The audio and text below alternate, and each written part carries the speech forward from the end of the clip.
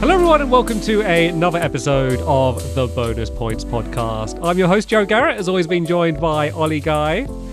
Oi oi! It's a big one. It's a big one today, Ollie. It's a big game. We got a few coming up. Like, I feel like we had a big period of like niche indie picks that no one other than us cares about. But now we're going to do a few games. Well, maybe next episode might be one that not many people know about. But after that, more biggies. Yeah. I mean, not to talk about the next one too much, because obviously that's next time. But I feel like it's like a weirdly niche one within a collection of famous games. Yeah. Like, that's what's weird about it. Like, I didn't even know it existed. We're talking about The Dig, by the way, by LucasArts. Yeah, and even the fact that I'm, like, a big fan of those games, and then even that's one that I don't know much about. That'll be the next one. This one, we're doing the first season of the Telltale's Walking Dead. Indeed, we are. Shall I do the Wikipedia entry? Yep. Okay, so The Walking Dead, also known as The Walking Dead The Game, and later The Walking Dead Season 1, is an episodic adventure video game developed and published by Telltale Games. The game takes place in the same fictional world as the comic, with events occurring shortly after the onset of a zombie apocalypse in Georgia. However, most of the characters are original to the game, which centers on university professor and convicted criminal Lee Everett, who rescues and subsequently takes care of a young girl named Clementine. There we go. Okay, so I'm assuming, this is such a big game, I'm assuming that people have either played or seen it, but you kind of just want to explain just like what the core gameplay is like how you kind of are controlling the game and kind of making decisions.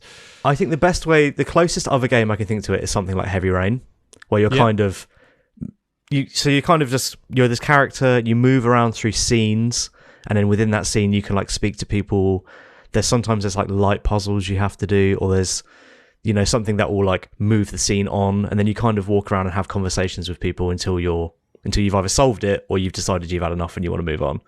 And that's like fixed camera, and the conversations are like multiple choice. So it will say like, 4 different options and you choose which one, and quite often one of the options will be say nothing, which is quite cool. So that's very similar to Mass Effect, the dialogue trees. That kind of does the same thing, where each of the face buttons, and it will kind of give like a little summary of what you're going to say, but then they'll elaborate and sometimes like change the tone a little bit from what I thought it was going to be. Wow, yeah. I'm very happy this game. It stuck pretty accurately to what I thought it was going to say every time. I think there's maybe 1 or 2 that I was like, oh, I didn't realise it was going to say that. But, 90% of the time it was bang on what it was going to say, which is good. Because it's weird, because before that, Telltale were mainly known for like more classic point-and-click adventure games. Where it was mainly much more about the actual puzzles, and I feel like season 1 of The Walking Dead was kind of the transition to it being more story based, and like the puzzles taking a backseat. Like even within the season, I'd say like episode 1 has much more like an actual puzzle. Like the bit that kind of stands out in my mind is when you're in the pharmacy and you've got to like distract the zombies. That felt very point and click puzzle, get these items, combine them and work it out. And then by the end, I think they realize, oh, that's just slowing down the pace of the story, which is the thing that everyone actually cares about. Yeah, I agree. I mean, I did like the puzzles though. I feel like, especially later on, they were just the right difficulty that was like, they're not annoying. And also, but they are hard enough that when you solve them, you feel clever. So it's kind of like quite a good in-between puzzling, like the perfect balance, I'd say.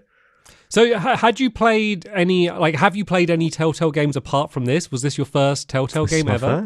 My first ever Telltale game, but not my first Walking Dead experience by any means. Did you play one of like the VR ones or something? So I played the VR one, and it was absolutely horrible. As in, like, I'm sure if you like Walking Dead, it's lovely, but it was like so grim. Like if you imagine the world of this game, but you're in it, and also it's not like cartoony; it's like realistic. It's just horrible. I read the first compendium of the comic book before, and I watched the first 3 seasons of the TV show.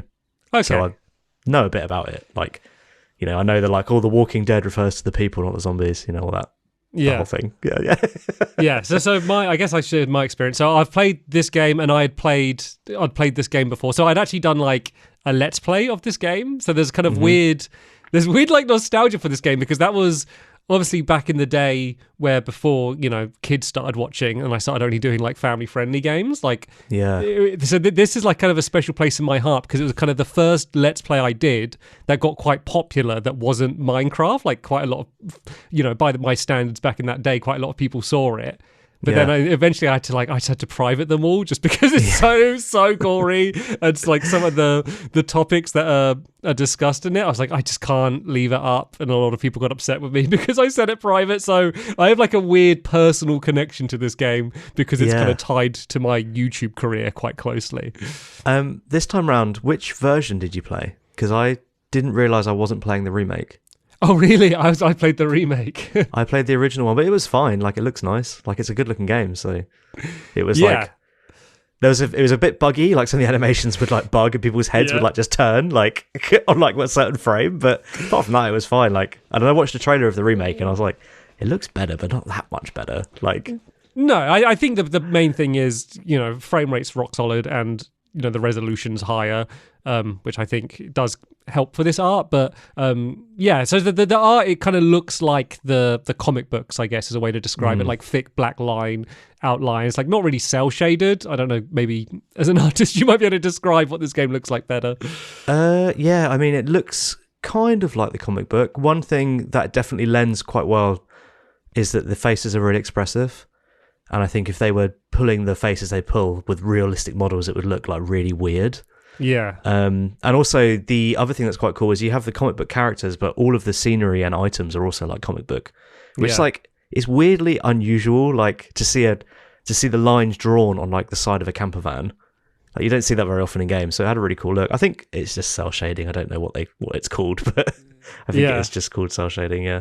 Yeah, but it definitely works really well, and it's really cool when have you seen people that do like cosplay of that in real life? You see Borderlands is another one that people do. Yeah, Borderlands I've seen, Yeah, and I love that. I think that looks so cool when you see that in real life. Yeah, so what was the difference between the original and the new one? Was there anything major or? What, in terms of the remake? Yeah. I mean, if there was anything different, I didn't notice it. Like it seemed to play exactly the same as I remembered, but it just looked a little bit nicer. I mean, maybe there was some of the less bugs. I mean, it sounds like you got better off than I did in terms of bugs. I had a lot. Oh, really? Yeah. There was from the very beginning when you're in the police car, like the very opening scene, and like the cop that was trying to talk to me, their head kept glitching, and I was like, "Oh, yeah." I had the same. I think there might be the same bugs. Yeah. Yeah, exactly. Yeah. Every frame, his head, like every 60th frame or something, his head would like snap to the side as he was talking. Yeah, things like that. Yeah. And then also just really like I'd say about 50% of the times when like the camera would cut for like probably like maybe even a single frame, there'd be like another character there, or that character was in a different position, and suddenly like blinks, and like you can kind of ignore it, but once you start noticing it, you just see it all of the time. But then I had some ones that went completely crazy. So there's one of the best jump scares in the game is when there's well, for me at least, there was someone whose leg we needed to cut off to try and save them. I don't know, did you do the same I did thing? Do that bit, yeah, and then he's basically being treated, and they don't realize that anyone who dies becomes a zombie or a walker, as they call them in this game. And then he kind of jumps and like attacks you, and like after you think he's dead. And I know the exact bit you mean. Yeah. Did the game break for you at that point? No. It sounds like yours was much worse than mine. So it was so good because I was like, oh, that was such a cool moment. But then it's meant to go to like a first-person camera perspective where you're doing like kind of like you got to like spam X and stuff, like do some like you're like kicking him in the truck or something, aren't you? Like you're like swinging him side to side, but it's meant to be from a first-person view, but mine wasn't. And so I saw behind the scenes of whenever they do a first-person view, they obviously just like don't care about anything you can't see. So Lee, the character. Well, yeah, but the arms are all over the place, but then the head just spins upside down because they just need to get rid of your head. And then it just like, everyone's like sliding around, and I just had like a glimpse behind the scene, and it went on for like quite a while. It wasn't just like a thing that like flashed up. So that was my favorite So what are we going to do? Because like I played the original, it had very minor bugs, like didn't have, of the things you've mentioned, only the head turning was the one I had. Yeah. And the rest of them were, did you have anything game breaking?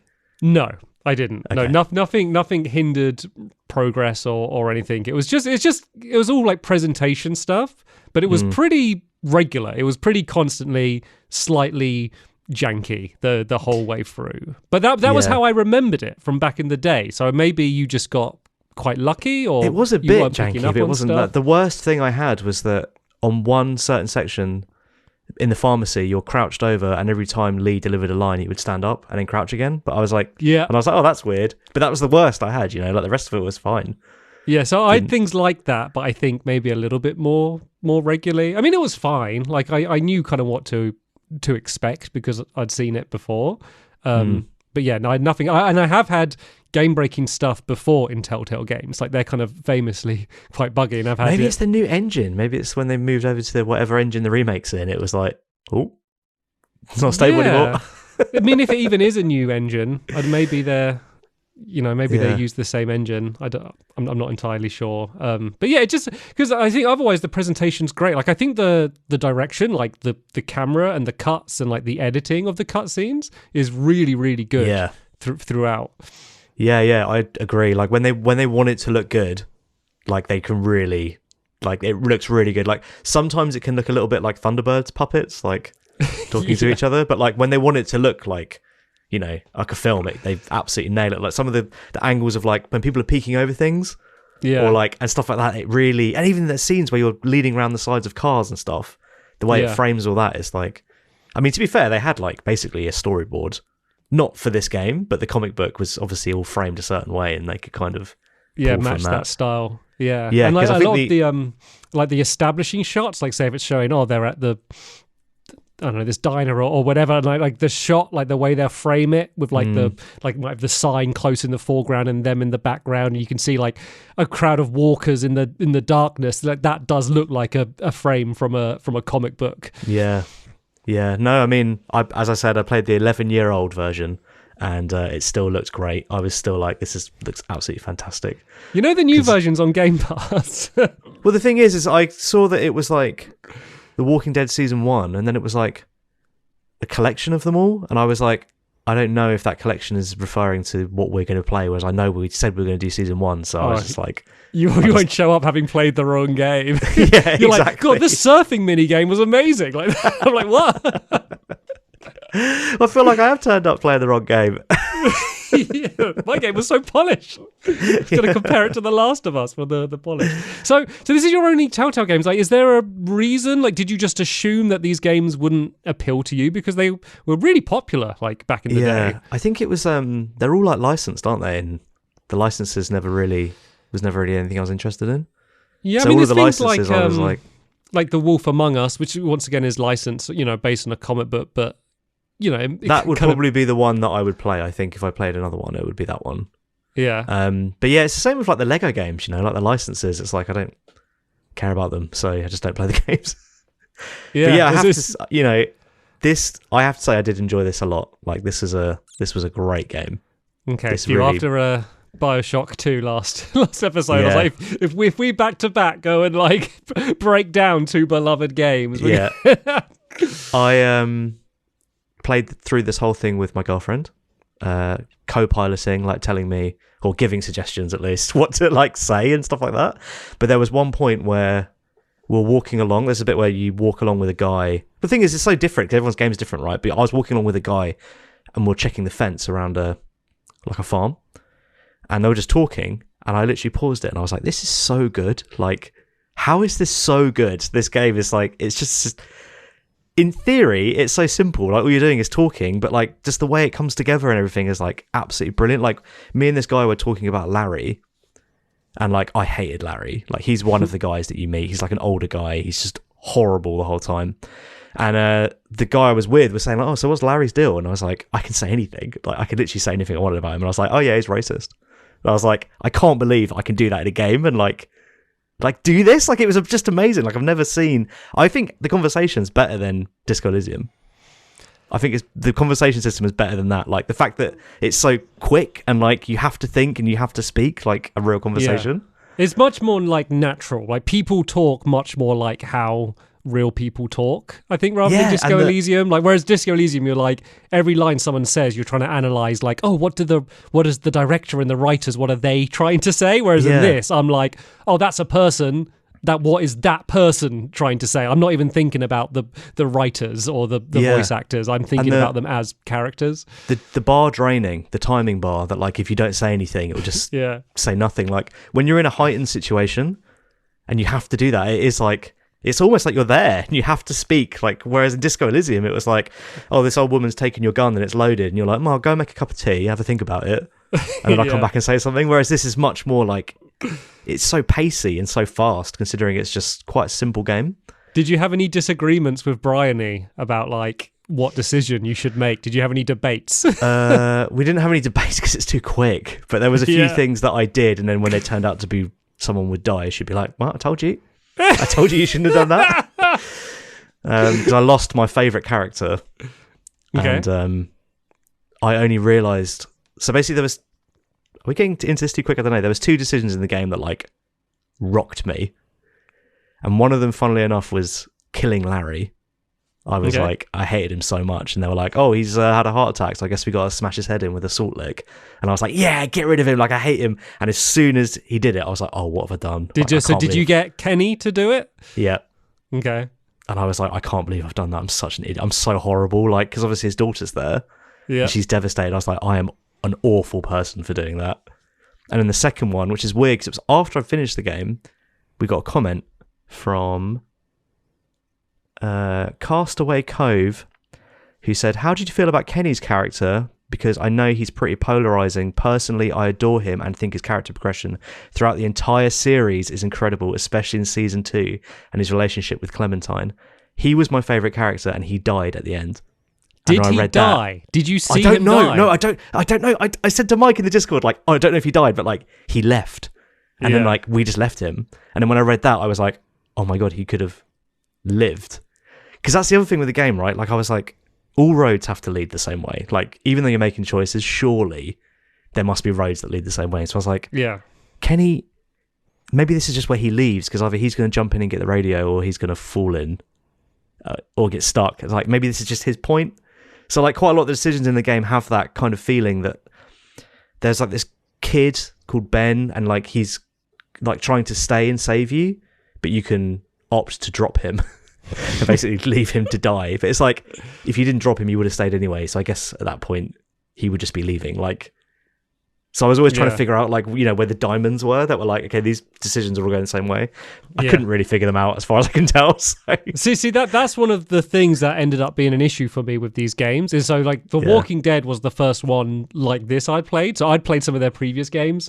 I'd played like they did a couple Monkey Island games, and then Sam and Max as well, and then Wallace and Gromit as well. They did a Wallace and Gromit point and click adventure game, which I enjoy. Like, I'm sure they probably haven't got great Metacritic reviews, but I mean, I really like them. But yeah, this was the first one of this style that I played, and so when I first played for it, I was like, you know, what I say to happen, that just happens, and it's all, you know, this character's going to remember that, and the story evolves by your choices, and blah blah blah blah.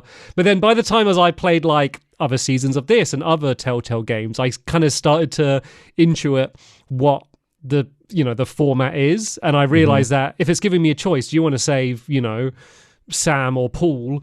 If I save Sam, Paul's probably going to die soon because they're not, you know, like it's they always always kind of round it up. So whatever decision you make, if it's a big one, that it always kind of ends up converging anyway, and so it's very easy to think like, well, it doesn't really matter which one I pick, 'cause I know they're both going to die or that one's going to leave. Like, and if you think back to it, every time you had a big decision like that, the other person that you know, the one that you saved either dies or leaves before the end of the game.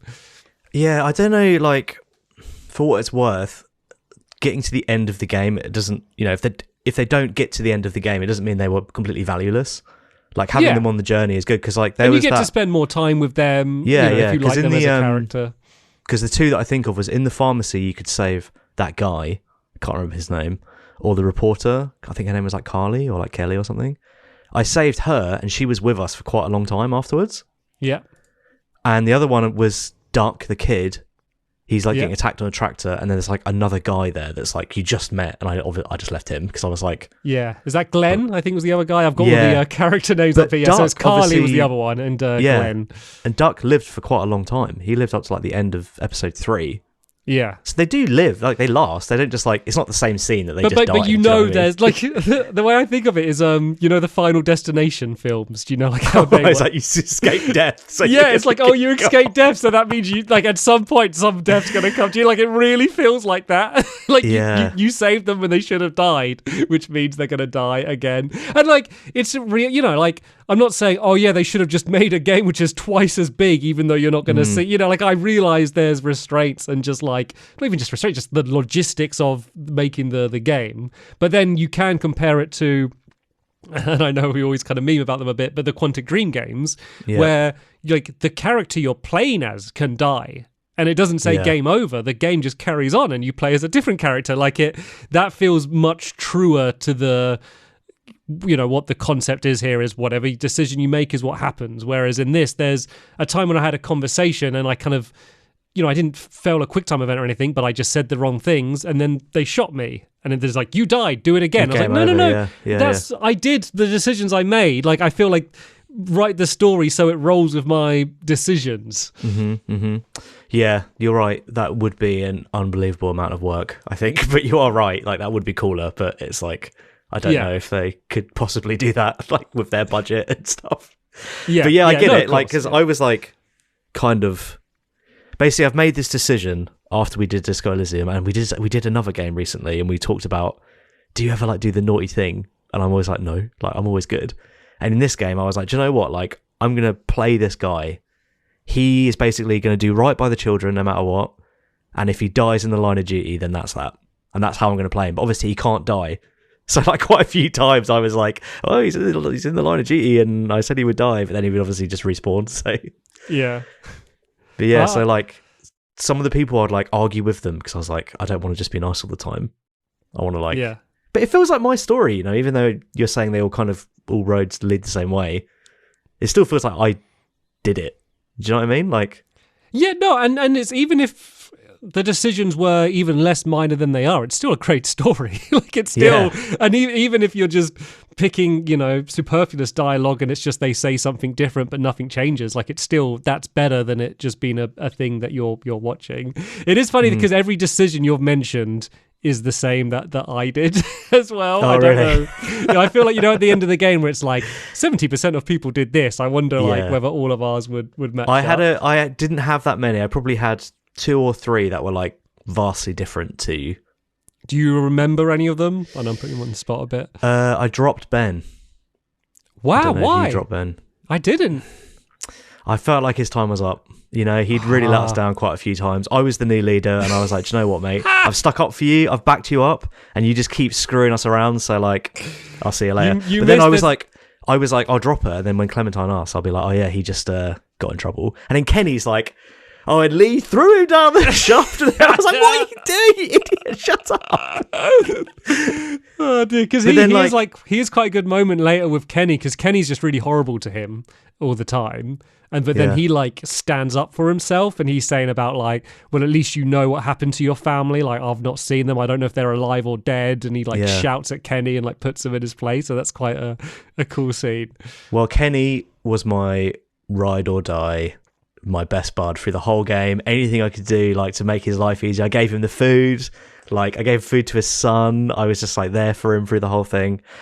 But even then, I only agreed with him like 75, 80% of the time.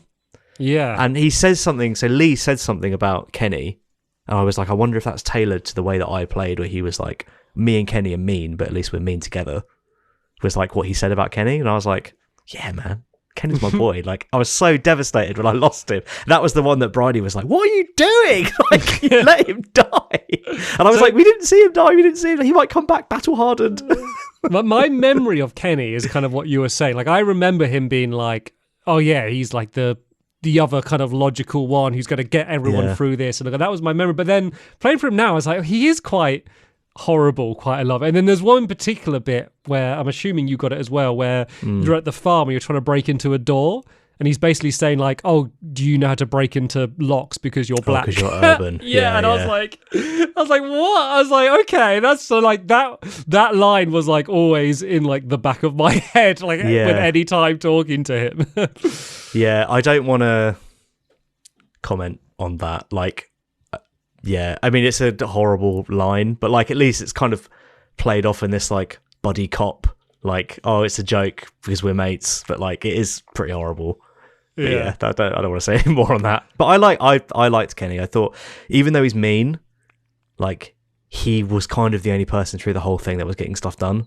So I'm glad that I paired up with him. Like it was him with the RV. He drove the train. He was kind of like, you know, he was the guy. So I'm glad that we stuck together. And then at the end, when you go off, I took just Kenny with me. So okay. So what for when you're going off to try and find Clementine? yes, I took just Kenny. That's cool because I had everyone except Kenny. Not like by my really? choice. That was Yeah. the way. Like everyone, it was just the people that chose to come with me. And I think it's because, like, I sided with Lily a little bit before that, and so he was sort of okay. like, you know, you haven't got my back on stuff. But it's like when he's saying something unreasonable, and I'm like, I'm not. Yeah. And it'll be like, do you side with Lily or Kenny? It's like, well, I don't side with either, but it's just like Kenny's been horrible, so I'm just not going to Yeah. like I mean, agree that's with that, or I just something wouldn't say anything. I just wouldn't say Yeah. anything loads. That's something that I'd noticed that was like, it would really corner you into making obviously difficult decisions, which is amazing that it does that and doesn't shy away from it. But also it's kind of like who you with, and it's like, well, they're all bad. I don't know. I have to be with someone, but they're all bad. I don't know. I think it's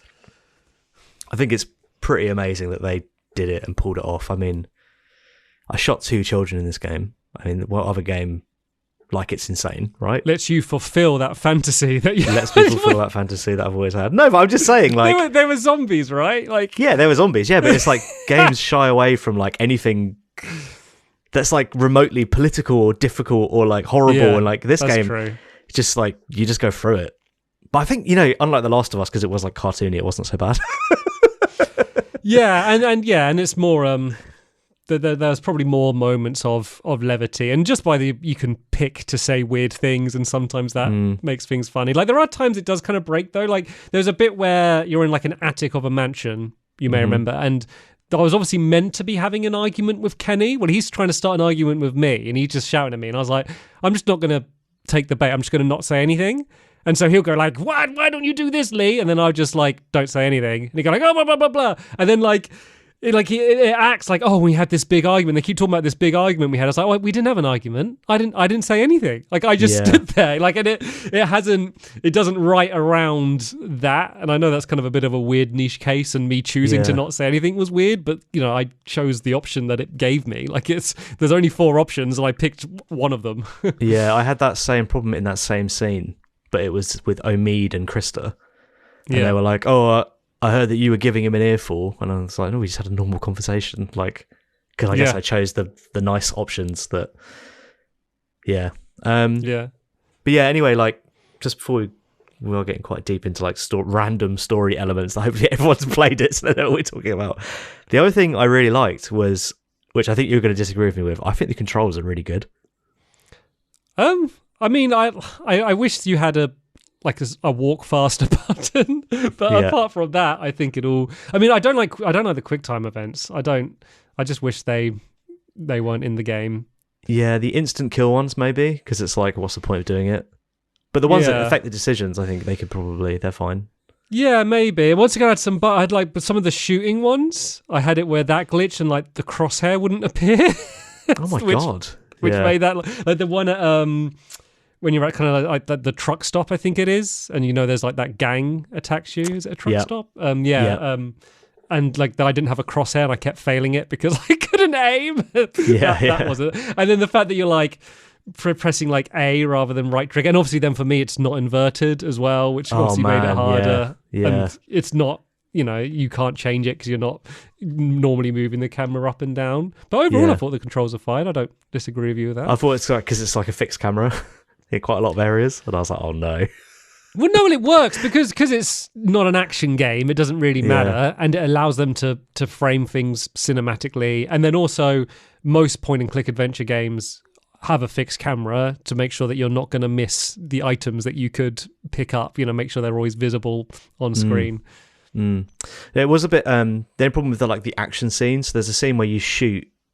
Where are you? You're in a school near the end, and you shoot some zombies. And there's also a bit where you kill some zombies with a meat cleaver, And both times I was like, why doesn't he just do this all the time? Like, is that the bit at the end with the street? When you just it's like he's like invincible. Like, let's just do this all the time. Like, but I thought that was good because you've spent the whole game like, oh, if there's a single walker, it's a big deal and everyone panicking. But he's just so, so obviously.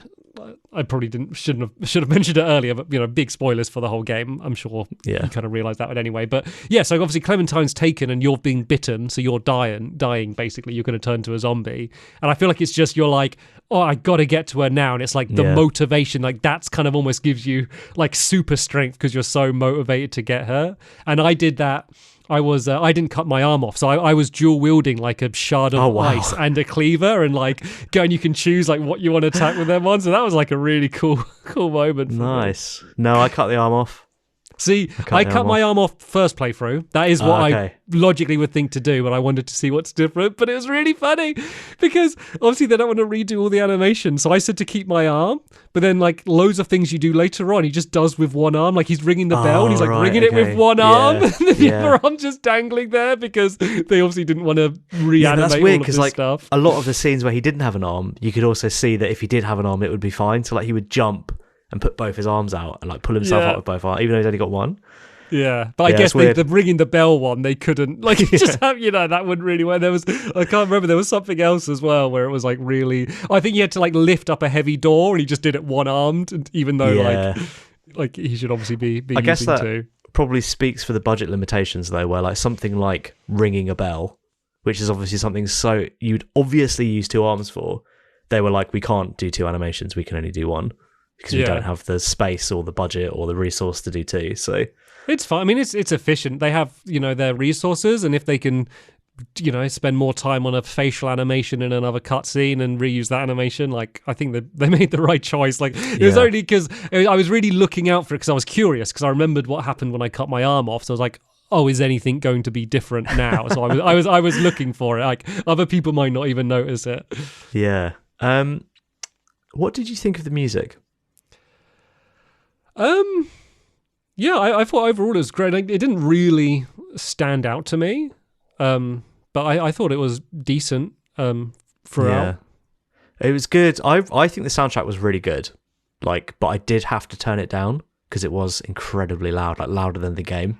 So when the characters were speaking in some scenes, it's like I can't even hear them because the sound of the violin is so loud. It sounds like it's like a jet engine. Even among just the characters' voices, sometimes the levels would be a little bit all over the place. I noticed, like, it wouldn't be mixed perfectly. Yeah. But I mean, speaking of character voices, like, except for one guy, I think all good voice acting, like, well-realised characters, even the ones that were horrible or mean, were still, like, good characters, like... There's one character that I really don't like. I don't know if you can guess. Maybe you didn't. Don't like him because of what? No, not because of the voice actor. I just didn't like the character at all. Like, and not as even like, oh, I think they're a bad person. I mean, in terms of I didn't like them, like the way they were written and who they were. The guy that I thought was a bit of a little weasel was Omid. Yeah, but I feel like that's intentional. Like he's like. Yeah, I know. And the other one, I have like one as well. Like if it was me in the apocalypse, and he just handles it with humor and a bit like goofy. I did like Omid. I did like him. To be fair, he just was a little bit weird. So who was it then? I didn't like Molly. Do you remember Molly? Like the one in the city. 100% the same. I don't know why I thought you meant male character, but yeah, it looked the same. Every time she came on screen, we're like groaning, like. Yeah, and then it's like, oh, I've got something like that. So she calls the walkers geeks, which is cringy, and then she's like, someone comes in, I can't remember who it is, it's just like an older person comes in, and she's like, who's the fossil? And it's like, ugh. Yeah. And then like she calls like her pickaxe Hilda and stuff, and like that was the times like I sometimes get this with games or shows or whatever where I feel like I can hear the writer's room trying to come up with the character and like, she's going to be the edgy, cool, like teenagey punk one. And I'm just like, like she feels super unrealized and just annoying. She's got that weird thing as well where you have to ask her to use her pickaxe and she's like, me and Hilda have been through a lot together. And it's like, earlier on you threw that down to me and I got in this manhole cover. So like, you obviously don't care that much because you just gave it to me. But now this time round, it's like, I can't possibly give it away. I feel like there was a lot that they must have cut or changed in that level, because there's another bit where, if you remember, there's like a barbed wire fence and you have to kind of go through a hole in the ceiling to get over it, to get to an area. Like, I know what you're going to say. Yeah, and then you go back to that area, and then I'm like, oh, but the way that we came back is now blocked off. How are we going to get back? And then they just cut to you going through a door randomly somewhere else. They don't. Yeah, because I was like, I'm like, he's stuck there, and I was like, how are they going to explain me getting out? And then they just cut to me somewhere else. I was like, oh, okay, there must have been something edited, or they designed their way into a bottomless pit here. I think that's called something in films and games and stuff. I think it's called like verisimilitude or something, where it's like, do we want to show the boring parts of life, or do we want to just show the good stuff? And it's like, I would assume that he would just struggle back the way he came. Like, by seeing that next scene, I understand that he struggled his way back. I feel like that, I know what you're talking about. I feel like that's someone saying, like, do you want a cup of tea? And they say, yeah. And I'll go, like, pour the milk in and pour the water in the tea. But like, it'd say, no, just cut to kettle, put the cup down, you know. I feel like that's what that is. That's not like, oh, I'm locked in a room, now cut to them being out the room. That's like, that's a plot hole. That's not cutting out he's not locked in the room because he's got out of it before. No, because the way that you got out was through that garage, which is now shut. So the way you got out before shut, and then they've made a puzzle of getting over the barbed wire fence that you can't get over. Like there wasn't a way out from there. And I remember thinking before he got out, oh my god, is there going to be another puzzle to find a new way to get out? Yeah, I thought the same thing as well. I and was then like, they I can't cut just you go just back. going through a door. Yeah, I was like, I can't go back because how am I going to get back again? Yeah. But then obviously just. And it's the only time they do that, where they don't explain how you got to a place. So yeah, like, I mean, there is that other broken fence there that gets pushed down in the original scene. Yeah, but there's like loads of walkers there on the other side of that. Yeah, but they move around, don't they? They move around. Yeah, but then that also wouldn't take you to the door that you came back through, because you come back through the door. Yeah, true. Yeah, this is a super specific thing, but it's something that stood out specifically on that. I think it was episode 4. Yeah. Okay. So one thing I think is probably specific to the version I played, really nitpicky, silly thing, but like the menu system, like as in the main menu and stuff like that, were just like clunky and rubbish, and like I couldn't even tell if it was saving or like if it was loading, or on the original one, like, and then there's only like 2 options, and it's like, how do I change this, or like how do I load this? Like I don't. It was just like, what were you trying to do? Like, I would load up the game and I'd press continue, and then I'd never go on the main menu again. Well, this didn't do, like, when you finished an episode, it would kick you back to the main menu, and then you would have to load your previous save, and then that would load up the first episode, and then it would go like tick, tick, tick, tick, tick, and tick along to the end. And I was just like, the first time round, I was loading it, and I was like, am I going to end up back in episode 1? Like, because it says episode 1 on it. Yeah. Super, like, nitpicky thing, but it just felt. That was the only thing that really felt 11 years old out of everything that I did in the game. I was like, this is rough. I did have it where, like, I finished, like, say, episode 2. Yeah. And then I went through all the credits and the what were your decisions. Then when I loaded it up again, when I went to press continue, it would take me on that menu to episode 3, which made sense. But then when I pressed to start episode 3, it was like, oh, we will auto-select decisions for previous episodes you have not played. And I'd be like, oh, but I finished 2. Then so I was like, okay, let me double check. I went back and pressed continue, and it did tell me to go to episode 3. So obviously knew I completed episode 2, but it got a little bit confused. But I loaded it up, and everyone alive who I chose to be alive was still alive, so I don't think it changed any of my decisions. Yeah, the only other thing I've got that I didn't like, which is obviously very typical on depending on the person, my ending was like a bit of a nothing. Okay. Because like I got bitten, and then I got handcuffed to the radiator. That's how it ends with that Clementine. And then I told her not to shoot me because I was like, okay, this guy deserves a dignified ending. And then he kind of just goes to sleep, and then it ended. And I was like, oh, like I thought it was going to show him like turning and snarling and like. But like, because I was getting ready for a horrible ending. Dignified ending though, right? Like if you. Yeah, so I was like getting ready for a horrible ending. So everyone was like, it's so sad, it's so grim. But then he just kind of goes like. Shuts his eyes, and then it just said The Walking Dead on the screen, and I was like, oh, like, is that it? Like, did you do the after credits, by the way? I know this has become a joke. Yeah, I did. So that was also a bit of a weird nothing as well. So Clementine was like sitting on a bench, and these 2 people walked past, and she just looked at them like, and then it ended. Like she didn't run or say anything. Yeah. So I don't know what I was. I obviously chose the option to say she didn't blow his head off because I was like, he doesn't deserve that. But I thought that the handcuffing would be something significant, like I handcuffed that's him. really weird logic because shooting him is like the mercy thing. Like he would want to be shot. He doesn't. Obviously, he's going to be starving as a walker, like with a slow death, like tied to a radiator. Like surely that's the better option. For I him, didn't right? want Clementine to do it. Yeah. I was like, I was like, chain him to the radiator and then just leave, which is what she did do. But I thought it would be like, they can't possibly let it be that easy.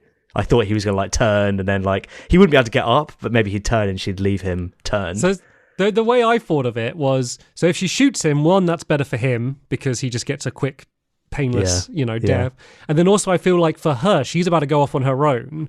It's kind of like toughing her up, like it's setting her up for like survival skills for make difficult decisions to survive. Like I know there's like weird eternal logic, but that's kind of the way I thought. So that was the decision I made my first playthrough, and I made it again here. It was funny because I kept trying to, I know you said you were like trying to not just do the good option. I kept wanting to not do the same options as I did my first playthrough to see what would happen different, but I just kept not being able to do it. Like for Duck, I saved him, the little kid, and I was like, oh, I'm going to save Glenn this time. I couldn't do it because I was like, I know Kenny's going to come up and tell me off, and like he's a kid. I was like, I'm just going to have to do it. And I really regretted that because Duck's quite a major character, and I was like, what would happen if I chose Glenn? I really regretted it, but in the moment, I just couldn't let the kid die. Yeah, well, this is it. So this is my decisions that I was making. I was like, I have to do right by the children, and I feel like my version of Lee that I was playing would be like, I would rather suffer as a walker than have Clementine shoot me. So I was like, he can just wait. But I thought like they'd still give me a grim ending because obviously the game is grim. But yeah, him just kind of going to sleep. I was like, I bet a lot of people love that ending and find it really emotional. And like that whole scene, like the way they're talking so quietly, and like you can Lee struggling. Like I get, like I'm not someone who gets super emotional from games normally. That's probably the saddest I've ever been playing a video game. And I love Lee so much. Like we haven't really spoken about him. He's like the voice, like I just love his voice, and he's like my version of my Lee. I just like, I want him as my mate. He's like the best guy ever. So I was just sad knowing that like I'm never going to be able to play. This is the end of the line for him. Like I knew they'd probably do another game, because especially when I played it, I knew it was, people really liked it. And I was like, well, this is the last moment with that character who I love so much. Yeah, I mean, it was sad. It was definitely sad. But I kind of feel like the way the Walking Dead flashes up, I'm assuming that if you just shoot Lee, as soon as you shoot him, it flashes up or something. Yeah, it's basically the same. Yeah, whereas I didn't have that. He just kind of goes to sleep and then it fades up and says The Walking Dead, and she just walks off. And I was like, oh, okay. You don't see her actually shoot him, I think. I think you might... Yeah, it doesn't actually show it, if I can remember. But you're right about Lee. I mean, knowing that Kenny might be coming back is making me want to play Season 2, because I was like, no Lee and no Kenny? My guys? Come on. So do you know who you play as in future seasons? I don't know anything. I mean, I know one of them's about Clementine because she's on the cover. Like standing the same way that Lee's standing. But that's not... I think that's like a different... There's so many of them. It's confusing. Yeah, well, there's 3 seasons, but then they did in between kind of DLCs that would do different stories and so like I know we're not really going to talk about it here, and it's not what we're reviewing for the list, but we both played 400 Days, which was DLC they put out before Season 2, and the characters in that DLC are characters that show up in future seasons, so it's kind of setting up their backstories a little bit. Of that 400 Days, I only did 2 of the stories because I was like, I kind of get it. And I don't, obviously we're rushing to finish it, and I was like, okay, I've said enough. So yeah, basically you play as different characters, but then in the end of that, they all those characters I read it on Wikipedia. I read it today together. It's not. I mean, it's fine, but it's like because you're cutting between perspectives, each one is quite short, so you're never really making any decisions that affect anything because there's not enough time for you to see your outcomes. So yeah, it's not incredible that. Yeah. Okay. We've got some questions. We can actually do these. Rose Wolf on YouTube says, what choice throughout the game did you feel was the most impactful? Have you got one at hand? Yeah, I think for me, the one that they kept bringing up and it kept going back to was stabbing the guy with a pitchfork. You know the cannibal guy? Then Clementine saw you doing it. Is that what it was? I stabbed him, and that came up probably about 5 times after that. People saying, Yeah. I can't believe you did it. You know, that guy at the end, he basically just reads you. As soon as they were sitting there looking at each other, I was like, this guy's just going to read out all the decisions I made and tell me why I'm awful. But that's another thing that you were saying about it, like, it doesn't always work. He was like, your people stole from me. And I was like, yeah, but I didn't. And he's like, but I don't care. Yeah. Yeah. Yeah, no, I had the same thing. I didn't steal the food because I went into all video game logic. Well, I know I'm not going to starve because the game would end. That would be like the worst ending ever. And walking through the woods, then I collapse, and then Walking Dead. So like I knew that wasn't going to happen, so I didn't steal the food. And I think they really wanted you to steal the food because that's the only thing personal to him. And I think that they really want you to steal it because that kind of sets up that entire motivation, but they want it to be your choice. Because if it was something that you're forced to do, and he's saying about it at the end, like, oh, you did this, but the player's thinking, well, the game didn't give me a choice, that feels unfair. So I think they did the right thing making it a choice, but I think they want everyone to steal it because it sets up the motivation for the main villain a bit better. Yeah. Well, I was like, hadn't we just been robbed? And I was like, that was rubbish. I don't want to be doing that to anyone else. We just got robbed. Like, isn't it like it's just after the farm section, isn't it? Which was another great section, that whole farm part. Yeah. But yeah, have you got an impactful choice? Yeah, I mean, I think it's probably choosing to save Duck over Glenn just because of how big of a... You mean, I really do regret saving him, which sounds bad, because the whole bit with Kenny and Katja, is that how you pronounce it? His wife? When they're with the train and then like he ends up getting bitten and then he's dying and like that whole scene, I'm like, well, none of that would have happened if Duck had already been dead. Like that would have something else would have happened there, and and that's like probably the main plot point of that episode is everything going on with Kenny and his family. And I'm like, well, if Duck wasn't dead then, what would have happened? You know, would his wife have committed suicide sooner? Or, you know, like I'm really curious because that feels like that is vastly changing scenes much more so than any of the other decisions I made. Yeah, I don't want to believe this. I don't want to be right, but I got a feeling if you save Glenn, then Kenny saves Duck. Oh, do you reckon? Do you reckon they cheat it that much? Yeah, I do, yeah. Oh, I mean, I'm kind of so learning how much they're cheating it by speaking. I thought it was entirely unique to me, this whole playthrough, but everything I've said, you've been like, yep, I did that. Yep. So they probably do something like that. But it'd be interesting to see, like, some games that have multiple choices, they show you like a tree, and then you can go and select the other choice to like watch the scene. I'd like to see that. So I was watching, I know I've mentioned it a few times on the Extra Credit podcast, but the Psychodyssey documentary, the Double Fine one, and one of the games, so they do a game jam every few years where they just basically have 2 weeks to make a game, and one of the ones they did was a game where it's all that screen you're talking about, where it shows like basically a table of you chose this happens, but you're not playing the game. All you're doing is like linking them up differently. So it says like you want this outcome, so you're drawing the line and rearranging them and making things happen in different orders and so on. That's like what the whole game is. But then after you rearrange it, the scene plays out, and they do it like FMV, like as an actual video with like puppets, like kind of Muppet style puppets. It plays out, and that looks so fun. It looks like such a cool idea for a game. Yeah, nice. That sounds good. We got a few questions about Lee. Basically, do you remember we did Video Game Dad's tier list? Yeah. Did we include Lee?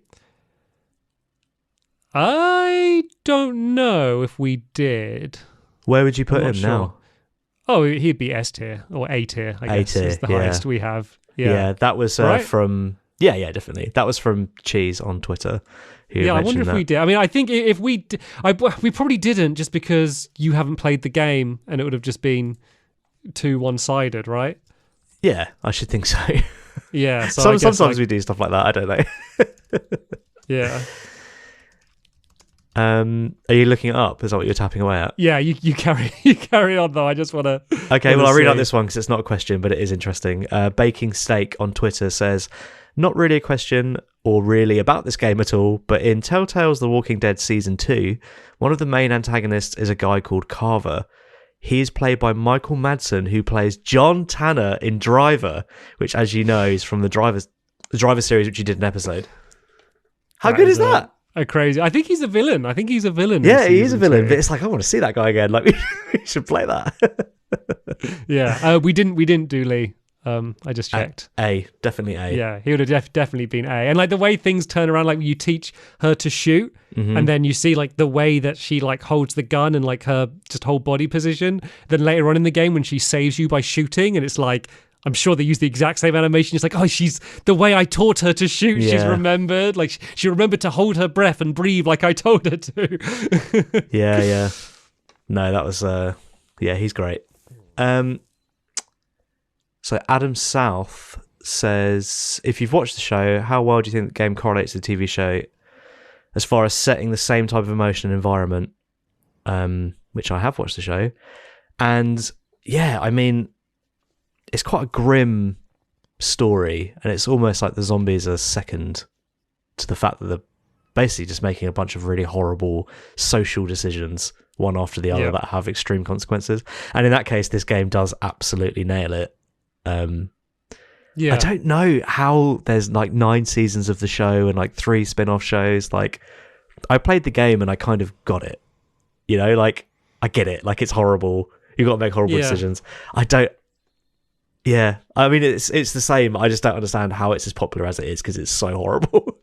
I mean, I think it's the game's based much more on the comic than the show. I mean, it's not Yeah, it based is, on yeah. the show. They were. I think the game got made because the TV show made the IP as a whole so popular. But I think I kind of got fatigued on the show just because. Like this, you start seeing the format. You're like, oh, they find a new place, and you think, oh, they might be happy here, and it seems so secure. And this place, they have electricity and all the food that they need and stuff. But then I'm just like, well, I know something's going to go wrong towards the end of the season, and then there's like, oh, but now we found a new place, and this place is really secure. And I'm like, Yeah. okay, like what's the thing gonna be where it all falls apart and they have to move? And you kind of start seeing the format, and I feel like the game actually is a little bit better at kind of disguising that, and it feels Yeah. more of a natural journey rather than this is the set for this season. Kind of reminds me of. Did you ever watch Prison Break? No, That is a terrible show, I will say, but I did Okay. watch 4 seasons of it. But I think there's obviously, a game of that. yeah, there is. So they break out of prison in season 1. So then in season 2, I think they New have prison. to go to a new prison and break someone else out. And then in season 3, they become like FBI operatives who are masters at breaking people out of prison. So they go Yeah. into another prison. And it's like, okay, what is going on here? And also Yeah. the conceit of the show being that he's got the prison architectural plans tattooed on his body. So obviously he's done that once. He can't do it again because it's like, so he has like the size of the bolt he Scribbled needs. over Like, it. yeah. But then, so that's the whole thing. So in all of the scenes, he's always wearing like a long sleeve shirt because they're like they don't want to have the makeup do it every time. Spend And then 3 hours in makeup every Yeah, yeah. morning to do this fake tattoo. he gets a tattoo removed off camera. Like he goes to tattoo place and they cut back to him and he's like, "Oh, that's a bit sore, but I feel all right now." It's like, mate, what are you doing? Anyway, that is so far off topic. Muppet in the Discord said, "Who is the better father figure in a zombie apocalypse, Lee, Joel, or Leon?" Lee. Like Lee. father figure. Yeah. Well, who do you think? Well, I'd rather have Leon though on side. I mean, he's like a more competent, he's like an action movie, It's like, oh, do you want like Arnold Schwarzenegger or Yeah, like I'm 32, mate. I don't need a father figure. Like, I need No, like but somebody the who question can was, who's the better father figure? even more so than Joel. I guess he is. Yeah, Joel's quite Joel's terrible, isn't like he? quite horrible, like in Yeah. some cases. Like I love him as a character, but I'd like, as I say, if I was going to hang out with any of them, it would be It would be Lee. Lee. Yeah. With both his arms or one of his arms? Both his arms, I've Both his decided arms, now. okay. Yeah, and unless he's ringing a bell. Yeah, okay, so the final question I've got is from Jack Gould on the Discord that said, "What do you think about Telltale going bankrupt?" Did Well, I you- mean, it sucks, doesn't it? Yeah, I mean, yeah. it's. You can see it. Like I kept thinking, like before I knew that they had any financial woes, that like, oh, they're releasing too many games, they're rushing them, and there's games like we played the first episode of the Game of Thrones one, and it was horrible. Like it was like I don't like saying that, but like it wasn't unplayable, but we were like, God, we are having no fun on this. I'm Yeah. not engaged. Like, it's just bad. But then they had so many bright spots. Like Tales from the Borderlands is amazing. The Wolf Among Us is amazing. The Batman game, that was really good. Like I'm a big fan of their games. Yeah. And I think the good thing with this one is, like, I'm sure, of course, it didn't have a big budget, but it had time. This original one, but then I think it was such a success that they wanted to keep pumping them out. And then I kind of experienced a very small amount of it firsthand, because I played a character. Well, I played myself, I guess, in the Minecraft story mode games. Yeah. And then I was bought. There was one episode with a bunch of YouTubers in that I was in, and then me and Stacey, friend of the show, were brought back for season 2 because we were the only 2 characters that couldn't have died in it. So I guess they knew they could bring us back.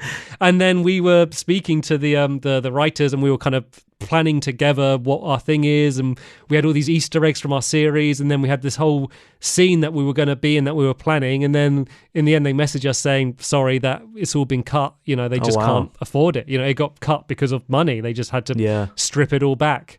And so that kind of really made me, it was the first time I saw, like, in like chronological order of, this is the thing that they want to do. The writers have come up with this really cool scene, but then they couldn't do it because of cutbacks. And so it is something now when I think, when we're analysing these stories and we go like, oh, and it's stupid because this scene is too short and they should have had another scene setting up this character. And I'm like, oh yeah, the writers, they're smarter than us. They know, they probably did write that, but then they couldn't afford to make that set or to do unique animations, or that voice actor was, tied up with another series, so he wasn't able to come back, so they had to do something else. Like, that was my first time experiencing, in a very small degree, it firsthand. I mean, I hope none of that was under NDA. First of all, I mean, but who's gonna come after me? Well, Telltale's been resurrected, isn't it? Yeah, I know, but it's not. I mean, I know some of the original developers have gone back to it. Yeah, I think it's largely they've bought the IPs. Really. Yeah, I think the top 2 guys are still involved. I think I read it up on it earlier on, because they're bringing out Wolf Among Us too, right? That's the whole. Yeah, they're doing that. Yeah, I don't know because I've not played any of their other games, but my impression of playing this game and then seeing that they made all these other games and went bankrupt is that maybe The Walking Dead did quite a lot of the heavy lifting, and I know the writer of The Walking Dead was involved in the game. So, other than making decisions that instantly get people killed, I can't imagine how much more compelling they could make it. I don't know, because I've not played them. That would be my assumption. Yeah, I think it's the fact that people that like these type of games got burnt out, because like people that are like, oh, I'm not here for the license, I'm here for Telltale. There were too many, and the quality was too all over the place. Just because, and there's been interviews with the developers that got let go, and that, they've said that, they were rushed, they weren't given the time, that they maybe had for kind of some of the earlier ones. Whereas Walking Dead, like, I hadn't seen the show when I played the game. I hadn't heard of The Walking Dead until I played the game, but it was just, the story was so strong. And I feel like for some of the other ones, people are there and they have to be really into the license to enjoy it, because the core story might not be enough, by itself, which is where I think Walking Dead had a big advantage. Yeah. Well, there you go, Jack Gould. Hope that was a satisfying answer. That was quite a good one, I think. Right, shall we go onto the list? Yep, let's put it on the list. Actually, one thing we haven't mentioned, which I'm going to quickly mention now, assuming you're not going to cut this out. What did you think of the, Clementine will remember that? I turned that off. Oh, really? Oh, yeah, okay. I had it on in like my past playthroughs, and every time it popped up, I'm like, oh yeah, thanks for reminding me it's a video game AI and not a character, and pointing out that, like, all of the other decisions, that everything else I said didn't affect it. Like, she won't remember anything else that I said, like, because I'm just trying to think, like, everything I say, I'm thinking what would be the best thing. But I'm like, oh, well, the text didn't pop up, so it didn't matter what I chose. It's not going to affect anything. I hate that stuff. That was from A Cup on Twitter, said it just ruined the immersion. But for me, it would usually make me second guess myself, which I kind of liked. So I would do something and it would be like, Clementine, remember that? And I'd be like, oh no, what have I done? Like, did I say the wrong thing? Like, what? You don't throw like your rubbish in the bin. It's like, Clementine will remember that. It's like, oh no, I'll pick it up. I'm sorry. There's a few other quick things that were great that we didn't mention. I love the fact that they do a previously on I think that I'm a big advocate for that in all games. We called out for Driver for doing that. I hate it. I hate the next time on The Walking Dead. Yeah. I would always mute it and look away because I don't want to see that. God, but those are two little. man. Yeah. I know. I hate my. Well, I don't. Yeah, I mean, I guess I get it because it's like an episodic game, and if someone's buying episode to episode, I get they kind of want to do the sale, and it it fits the format because it's kind of similar to a show, but. Yeah, I wasn't a fan of that. No, fair enough. Okay, so let's have a look. Before talking to you today, I was like thinking The Walking Dead was top 10, top 5, probably. I had an unbelievably good time with this game, and until I wait, I've brought you down. Yes, because I thought it was all unique. Game. I thought it was all unique to me. And talking to you, I realised that it's just a story. I pulled the veil back. Yeah, I was like, how did they even make something that has so many options and so many things can go wrong? And because, as I said, I was trying to spot the diamond, and I couldn't figure it out. So, yeah, if it's not as, as unique as I thought, maybe it's not as good as I thought. Yeah, and especially when you think they did 3 seasons of it, like. They can't live with a decision for that long unless it's like, what color hat do you wear?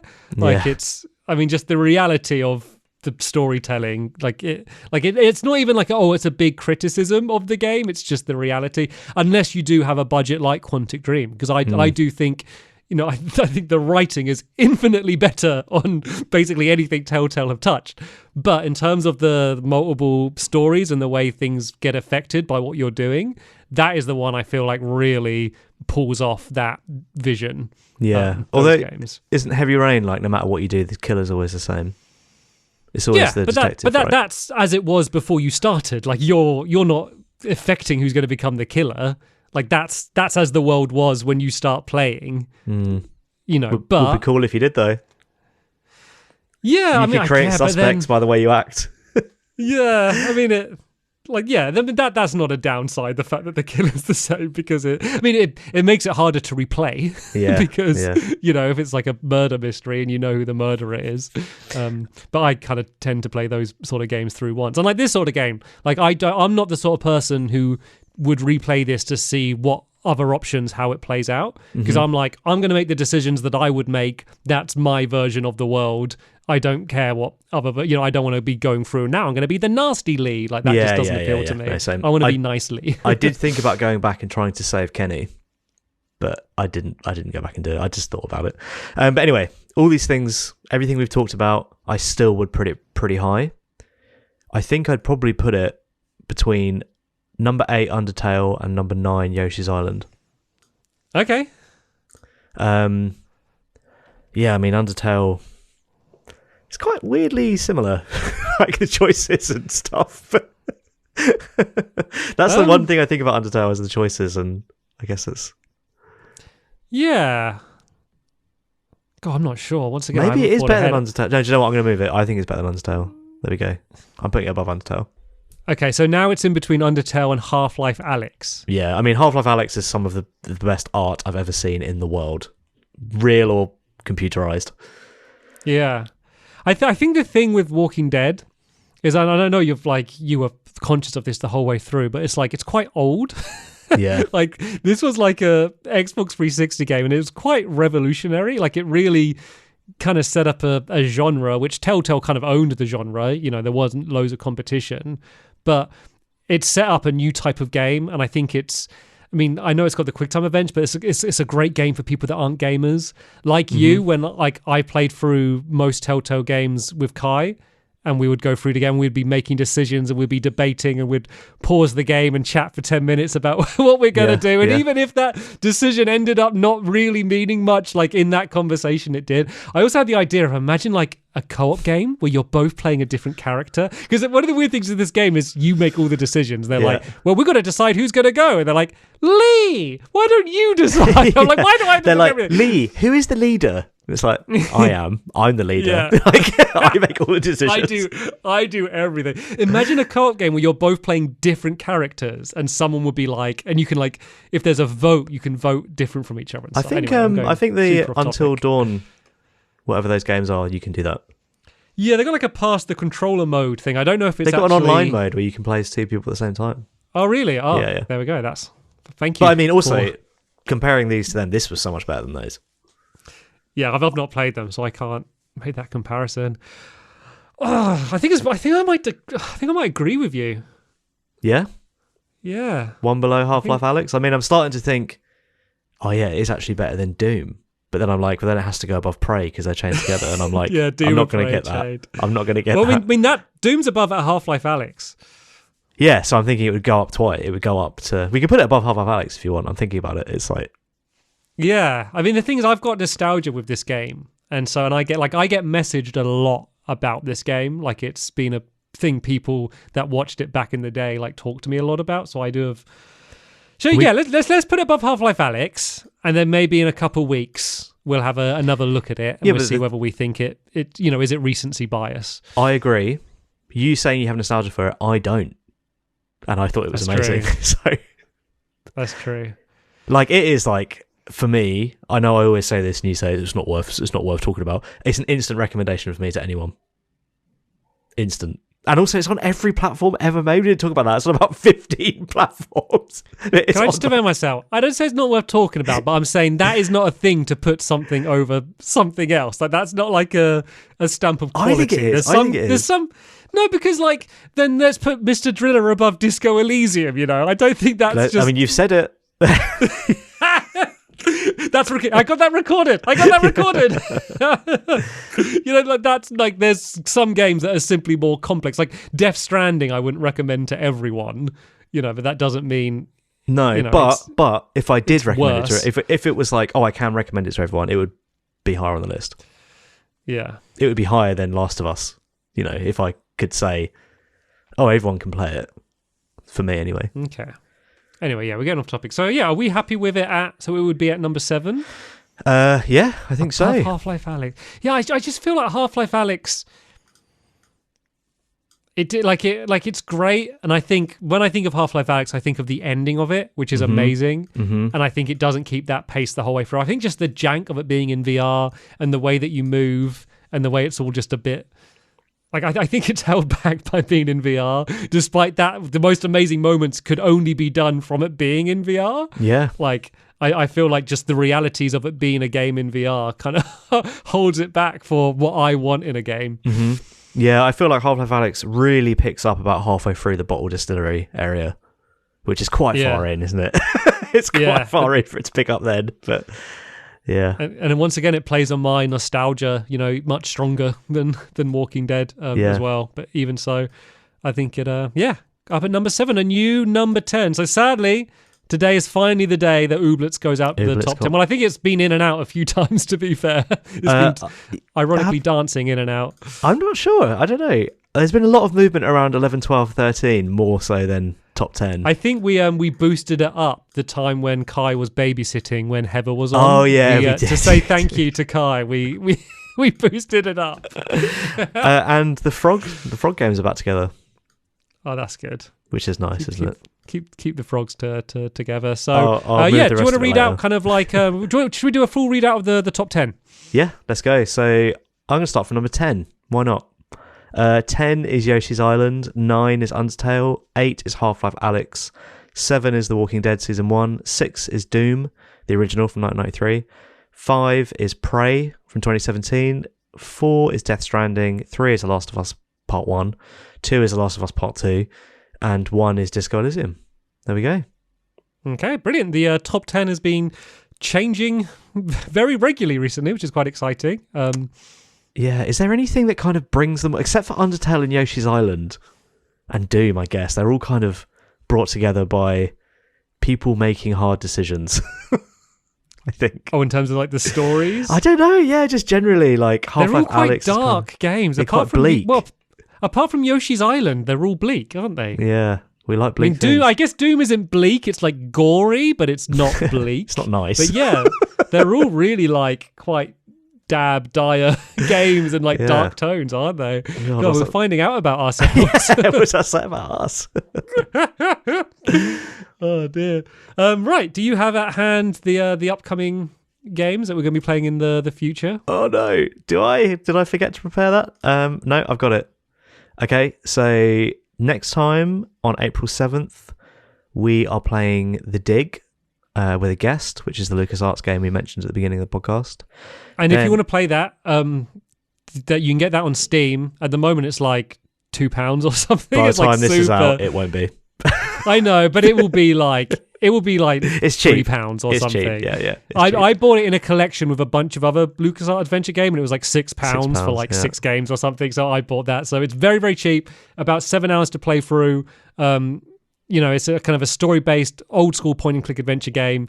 But yeah, if you did want to play that before listening to next week's episode, or next episode 2 weeks away, that's an easy one for you to get your hands on and play through if you've got a PC. Also, the Steam store says it's Mac compatible, but if you've got a 64-bit Mac, it's not, which I think probably quite a lot of people do because they tend to do those big iterative jumps, don't they? So, yeah. Anyway, that's April 7th, and then April 21st, we're doing Hollow Knight. Which I started, by the way. And then on May 5th, we're doing Subterra. And then we haven't revealed any more after that, but I think we've got the next one planned in. I can never remember what they are. So I'll leave it up to you if you want to say it. Okay, or if not. I say it and it's wrong, which I don't think it is, then you can cut it out. But it's Super Metroid with a guest. Okay. Oh, yeah. No, that's right. May 19th, which is on the Switch SNES Online thing. And then if you're listening to this before Sunday, we're having a Mario Party, little Mario Party stream in the Patreon, in the Discord. So if you're a member of the Patreon, you can watch it live. And if you're not, we will upload it to YouTube. I don't know when, but at some point after it's going to go up on YouTube. But yeah, that's the 26th of March. We're playing Mario Party with Kai, and Craig, our previous guest from Sonic, is also playing. And then this is hopefully something we're going to do we'll see how it goes. Yeah. But something we might do a bit more regularly. It might not always be Mario Party, but it'd be fun to bring back previous guests because I feel like we always, we pick people that we like. And so it'd be nice to do more things with them. And, once you become a friend of the show, to do more than just be in that one episode. So if people want to come back, they can join in with stuff. I'm enjoying building a roster of people and games and leading characters. One of my notes actually we didn't read out was that in terms of the pantheon of leading men in the games that we pick, Lee is up there with the best of them. Yeah, he's probably one of my favorite just characters of all time. And the fact that it's a character that you can choose to go so many different ways, but it feels so well. Because any line that they put him, even if it's a slightly weird line, the way he delivers it just sounds so genuine and real. And the way his tone shifts for intense moments to calm moments, everything I believe came from a person and not someone writing a line. And I think the writing obviously goes a long way to help that, but the delivery, I feel like I could write an awful script and he would read it and it would sound like Shakespeare. Yeah. Also, he's got a lovely voice, doesn't he? A very smooth, velvety voice, which is just appreciated. Yeah, Bridie was nice he's too smooth all the time. He needs to be a bit more fraught. He's too much oh, this screwdriver will come in very handy.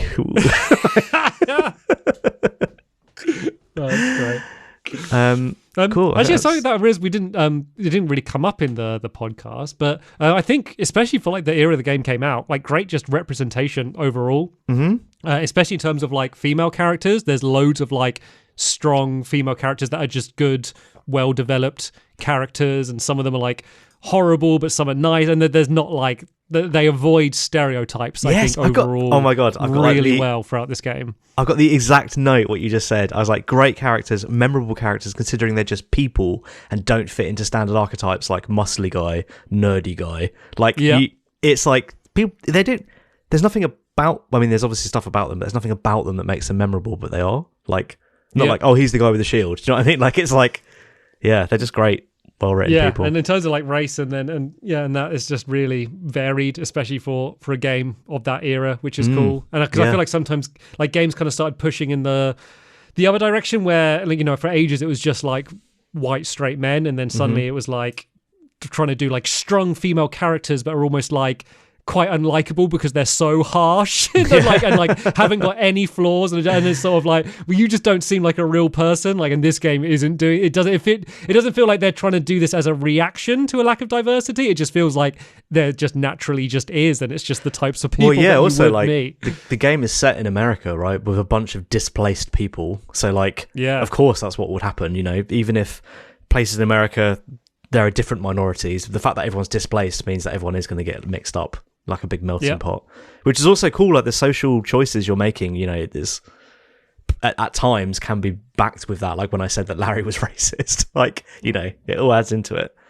Yeah, it's good. And one other thing I want to say is I just want to call out everyone that has watched a bunch of these on YouTube and not left a comment.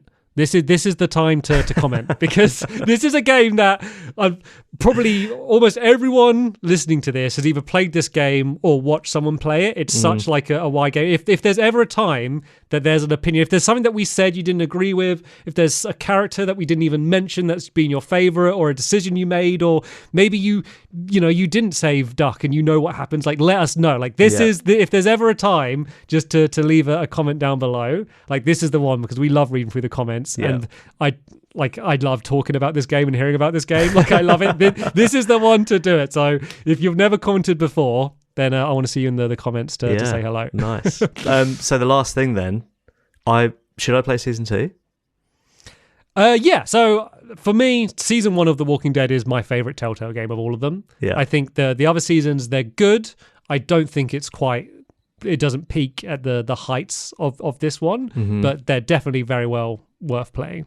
Okay. Does Kenny come back? Do you want me to tell you? Yeah, I do, yeah. Yeah, he does. Oh, thank God. Thank God. Okay, and they do it, and it's in such a cool way as well. Not like the decisions you have to make when he comes back are really interesting. And that was one of the, I was mentioning about me and Kai pausing and discussing for a while. Yeah. So Kai hadn't played season 1 and had only played season 2. So Kai had an image of this Kenny person who showed up, and I'm like, oh no, but no, don't judge him on that. There's all of this other stuff, and that, like, you don't know him like I know him, but Kai was, and so that was really interesting, where I could see how my bias of seeing what he was like in the first game has kind of affected the way I'm kind of giving him the benefit of the doubt in future games. So it's really interesting the way they bring him back. Nice, wicked. I'll definitely play it. Me and Bryony are going to play it. We're just taking a little break from it because it's a bit intense. Yeah. Also, I need to tell you, Tales of the Borderland is genuinely hilarious, and they play with like the format of the games in really funny ways, and they've amazing like title sequences where it's like this crazy action scene with music, and it's all like proper like slapstick comedy action, and it's I strongly recommend Tales from the Borderland if you want like a tone break. Yeah, is it funny though? Because Borderlands never landed with me. I always thought it was quite. No, the Gearbox. I mean, someone might like them. Like, those games aren't funny. Okay. This game, it's different writers. It's different, right? The Tales from the Borderland games are hilarious, I think. I mean, comedy's obviously subjective. Both me and Kai, like, we would pause and just say, like, that was so great. That was so clever. That was such a smart scene. Like, nice. It's genuinely really good. Okay, cool. Okay, no, I've got something else, but I'll save it for extra credit because it's so funny. But we'll talk about it when we do that. Okay. Good time to mention, if you didn't know, we do have another podcast, and in it we've been chatting about just other games that we've been playing. So we've been chatting a bunch about like recent releases and stuff that we've been playing. So what did we talk about in the last podcast? Like a Dragon, Ishin, we talked about. And you talked about the Bloodborne PS1 demake that you played. I did. We talk about lots of stuff on there, like TV shows, and also like bonus points. Like sometimes we accidentally plan on air, so that's quite good. We can't figure out what we're going to do. Like Blood Brothers that we're going to do soon came from an extra credit episode. Yeah. So I just wanted to shout out. I know it's like it is, it's behind a paywall because it's the Patreon thing, but like I've really enjoyed doing them, and the people that have been listening to them been enjoying them. So just to let you know that's there, and that is an option. Even if you want to do if you do 1 month, you can listen to we've got 6 all recorded. You could blast through and then cancel. If you don't want to carry on. I want people to listen to them because I really enjoyed doing them. And they've been a lot of fun. But yeah, that's the end of this one here. So yeah, doing the dig in 2 weeks with a guest, really exciting guest. I mean, they're all really exciting, but this is one that I think no one's going to expect. I think it's going to be a curveball for who's going to be the guest for the next one. I mean, I don't know if it's a good tease or not, but it's someone that I don't think either of us have ever spoken to. No, I've met in person. Oh, have you? Okay. I've spoken to you had. Okay. Yeah. So it's a bad tease. Yeah, it's just inaccurate. It was a great tease, but it just wasn't true. Anyway, that's the end of this podcast here. Thank you all so much for watching or listening, and hopefully we'll see you in the next one. Bye. Cheers. Bye.